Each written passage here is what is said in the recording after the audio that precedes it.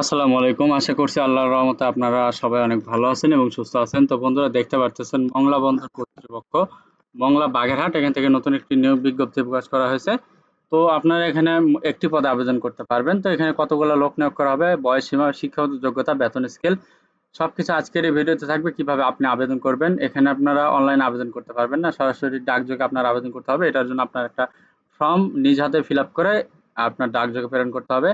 তো আপনারা কিভাবে কি করবেন সবকিছু আজকের এই ভিডিওতে আমি সুন্দরভাবে বলে দিব। তো আশা করব ভিডিওটা আপনারা প্রথম থেকে শেষ পর্যন্ত ধৈর্য সহকারে দেখতে থাকবেন। তো ভিডিওটি শুরু করার আগে ছোট্ট একটু অনুরোধ, আমার ইউটিউব চ্যানেল আনলিমিটেড জব ইনফোভিডি চ্যানেলটি অবশ্যই আপনারা সাবস্ক্রাইব করে রাখবেন এরকম নিত্য নতুন নিয়োগ বিজ্ঞপ্তি পেতে। তো বন্ধুরা চলুন আজকের ভিডিওটি শুরু করা যাক। তো দেখতে পারতেছেন ১ নাম্বার যে পদে এখানে লোক নিয়োগ করা হবে এটা হচ্ছে ভারী যানবাহন চালক। এখানে মোট ২০ জন লোক নিয়োগ করা হবে। বয়স তরুণোর্ধ্ব সর্বোচ্চ ৪০ বছর। তো শিক্ষাগত যোগ্যতা অভিজ্ঞতা চেয়েছে যে ৮ম শ্রেণীর পাস হইতে হবে। বিআরটিএ প্রদত্ত ভারী যানবাহন চালনায় লাইসেন্স এবং ড্রাইভিং এ ন্যূনতম ৬ বছরের অভিজ্ঞতার মধ্যে কার্গো কন্টেইনার হ্যান্ডলিং ইকুইপমেন্ট পরিচালনার বাস্তব অভিজ্ঞতা থাকতে হবে। তো বেতন স্কেল ২০১৫ এর ১৫তম গ্রেডভুক্ত আলোচনা সাপেক্ষ। তো এখানে দেখতে পারতেছেন প্রার্থীকে অনলাইনে ওয়েবসাইটে এই লিঙ্কে প্রকাশিত বিজ্ঞপ্তি মোতাবেক নির্ধারিত আবেদন ফরম অনুযায়ী আবেদন করতে হবে। তো আবেদনের শুরুর তারিখ হচ্ছে ১৪/৮/২০২৪ তারিখ এবং অনলাইনে আবেদনের শেষ তারিখ হচ্ছে ২৯/৮/২০২৪ তারিখ। তো এই তারিখের ভেতরে আপনাকে তারিখের মধ্যে ডাকযোগে অথবা হাতে হাতে পৌঁছাতে হবে। তো কি আবেদন ফর্ম ফিল আপ করতে হবে এটা একটু দেখেন। তো এখানে দেখতে পারতেছেন এখানে আবেদন ফর্মটা রয়েছে। এখানে দেওয়া রয়েছে বরাবর, এখানে আপনার বরাবর মংলা বন্দর, এখানে সহকারী পরিচালক বা যেটা থাক সেটা আপনাকে লিখতে হবে। এখানে পদের নাম দেওয়া রয়েছে ভারী যানবাহন চালক, এই পদের নামটা লিখবেন। বিজ্ঞপ্তি নম্বর দিবেন, এখানে বিজ্ঞপ্তি নম্বর দিবেন। তারিখ দেওয়া রয়েছে, আপনি কোন তারিখে আবেদন করেছেন বা কোন তারিখে আপনি প্রেরণ করতেছেন সেই তারিখটা এখানে দিবেন, তারিখ, মাস, বৎসর। তো প্রার্থীর নাম আপনি বাংলাতেই আপনার নাম লিখবেন, পরবর্তীতে ইংরেজিতে বড় হাতের অক্ষরে আপনি আপনার নামটা লিখবেন। তারপর রয়েছে জাতীয় পরিচয়পত্র নম্বর, এখানে আপনার জাতীয় পরিচয়পত্র বা ভোটার আইডি কার্ডের যে নাম্বার এটা আপনি এখানে লিখে দিবেন। এরপর রয়েছে জন্ম নিবন্ধন নম্বর, আর আপনার জন্ম নিবন্ধনের যে নাম্বারটা এখানে আপনি যে লিখে দিবেন। এখানে যে কোনো একটি দিলেই হবে। তো তারপর হচ্ছে জন্ম তারিখ, আপনার ভোটার আইডি কার্ড যে জন্ম তারিখ আছে ওই অনুযায়ী আপনি এখানে জন্ম তারিখটা দিবেন। জন্মস্থান, এখানে জেলা, আপনি যেহেতু সকল জেলা প্রার্থী আবেদন করতে পারবেন, তো আপনি কোন জেলা থেকে আবেদন করতেছেন সেই জেলাটা এখানে উল্লেখ করে লিখবেন।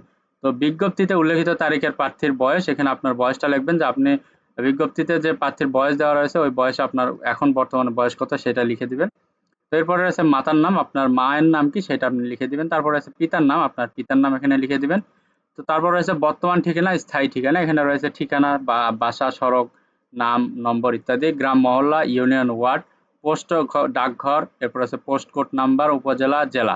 তো এখানে বর্তমানে আপনি কোন জায়গায় থাকেন এবং স্থায়ীভাবে আপনার বাসা কোথায় সেটা আপনি এই ২ জায়গায় সুন্দরভাবে লিখে দিবেন।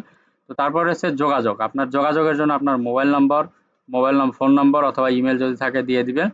জাতীয়তা আপনি বাংলাদেশী, সেই বাংলাদেশী এখানে লিখে দিবেন। ধর্ম এখানে রয়েছে, আপনি কোন ধর্মের লোক সেই ধর্ম এখানে লিখে দিবেন, আপনি মুসলমান, হিন্দু, বৌদ্ধ, খ্রিস্টান নাকি সেটা লিখে দিবেন। তারপর হচ্ছে জেন্ডার, জেন্ডার মানে হলো আপনার লিঙ্গ, আপনি ছেলে নাকি মেয়ে সেটা এখানে লিখে দিবেন। তো ১৫ নম্বর হচ্ছে পেশা, আপনি বর্তমানে কোন পেশায় নিয়োজিত আছেন বা কি করতেছেন সেটা এখানে লিখে দিবেন। তো তারপর হচ্ছে শিক্ষাগত যোগ্যতা সনদপত্র, এখানে আপনার কোন কোন শিক্ষাগত যোগ্যতা সনদপত্র রয়েছে সেগুলো আপনি লিখে দিবেন। ৮ম শ্রেণী, এসএসসি, এইচএসসি, অনার্স, মাস্টার্স, এভাবে লিখে দিবেন। বিষয় রয়েছে যে আপনি কোন বিষয় থেকে পাস করেছেন, যেমন রয়েছে মানবিক রয়েছে, সায়েন্স রয়েছে, বা তারপর বাণিজ্য বিভাগ রয়েছে। শিক্ষা প্রতিষ্ঠান, আপনি কোন শিক্ষা প্রতিষ্ঠান থেকে পাস করেছেন সেটা লিখবেন। পাশের সনদ, আপনি কত সালে আপনি পাস করেছেন সেটা লিখবেন। বোর্ড, বিশ্ববিদ্যালয়, আপনি কোন বোর্ড থেকে পরীক্ষা দিয়েছেন, রাজশাহী, ঢাকা, চট্টগ্রাম, সিলেট না কোথা থেকে সেটা দিবেন। গ্রেড, শ্রেণী, বিভাগ, আপনি কত পয়েন্ট পেয়েছিলেন, এসএসসিতে আপনি কত পয়েন্ট পেয়েছেন, এইচএসসিতে কত পয়েন্ট, ৮ম শ্রেণীতে কত পয়েন্ট, সেগুলো আপনি এখানে সুন্দরভাবে লিখবেন। তো অতিরিক্ত যোগ্যতা যদি থাকে, আপনার যদি কোনো অতিরিক্ত যোগ্যতা থাকে সেটা আপনি এখানে সুন্দরভাবে লিখে দিবেন। আর অভিজ্ঞতার বিবরণ প্রযোজ্য ক্ষেত্রে যদি আপনার কোনো অভিজ্ঞতা থাকে এখানে আপনি লিখে দিবেন। তো এখানে দেখেন রয়েছে, আমি মর্ম অঙ্গীকার করছি যে অসম্পূর্ণ সত্য, সাক্ষাৎকার সমলিখিত তথ্য প্রমাণের জন্য সকল প্রকার মূল সার্টিফিকেট, রেকর্ড পত্র স্থাপন করব, কোনো তথ্য প্রমাণ হলে আইনানুগ ব্যবস্থা গ্রহণ বাধ্য থাকবে। তো এখানে আপনার তারিখটা লিখে দিবেন, দিয়ে প্রার্থীর স্বাক্ষর আপনি এখানে সুন্দর করে একটা স্বাক্ষর দিয়ে দিবেন। তো এই ফর্মটা যদি আপনাদের লাগে ফিল আপ করার জন্য অবশ্যই আমাকে জানাবেন, আমি ফর্ম দিয়ে দিব। আমাকে ইমেইল করবেন অথবা হোয়াটসঅ্যাপে মেসেজ দিবেন। এখন আপনাদের সামনে আমি বলি যে কি কি কাগজপত্র লাগবে। তো এখানে দেখতে পারতেছেন যে যেহেতু সংশ্লিষ্ট সকল মূল সনদের মূল সনদপত্র ১ কপি করে ফটোকপি, জাতীয় পরিচয়পত্রের ফটোকপি, জন্ম সনদ, পরীক্ষার সময় জানতে আনতে হবে, যা সরকারি গেজেটেড প্রথম শ্রেণী কর্মকর্তার নামাঙ্কিত সিলমোহর সহ সত্যায়িত হতে হবে। সরকারি গেজেটের প্রথম শ্রেণীর কর্মকর্তার নিকট হতে ৪ একটি সনদপত্র এবং ইউনিয়ন পরিষদের চেয়ারম্যান, পৌরসভা, সিটি কর্পোরেশনের কাউন্সিলের নিকট হতে নাগরিকত্ব সনদপত্রের মূল কপি সহ পরীক্ষার সময় আনতে হবে। পরীক্ষার স্থান, তারিখ ও সময়সূচি ওয়েবসাইটে, মংলা বন্দরের ওয়েবসাইটে প্রকাশ করা হবে এবং টেলিফোনের মাধ্যমে যোগ্য প্রার্থীদের জানানো হবে। দরখাস্তে বর্ণিত কোনো সনদপত্র, প্রত্যয়নপত্র ও ঘোষিত তথ্যাদি অসত্য প্রমাণিত হলে দরখাস্ত বাতিল হবে। তো আবেদনকারী প্রার্থীর পূর্ববর্তী সময়ে কোনো প্রতিষ্ঠান থেকে বহিষ্কৃত হওয়ার রেকর্ড প্রমাণ থাকলে ওই প্রার্থীর চাকরির জন্য বিবেচনার অযোগ্য হবে। এই নিয়োগ বিজ্ঞপ্তি আংশিক বা সম্পূর্ণ সংশোধন বাতিলের চূড়ান্ত ক্ষমতা কর্তৃপক্ষ সংরক্ষণ করে। তো আবেদনের ক্ষেত্রে কোনোরূপ সমস্যার সম্মুখীন হলে 28/8/2024 তারিখের মধ্যে অফিস চলাকালীন সময় এই নম্বরে যোগাযোগ করার জন্য আহ্বান করা হলো। তো বন্ধুরা, আপনারা এখানে 14/8/2024 তারিখ থেকে 29/8/2024 তারিখ পর্যন্ত সরাসরি ডাকযোগে আপনার আবেদন করতে পারবেন। আর এখানে বাংলাদেশ সকল জেলা থেকে আবেদন করা যাবে। তো বন্ধুরা, এই ছিল আজকের নিয়োগ বিজ্ঞপ্তি। যদি আপনার এখানে শিক্ষাগত যোগ্যতা মিলে অবশ্যই আপনারা এখানে আবেদন করবেন।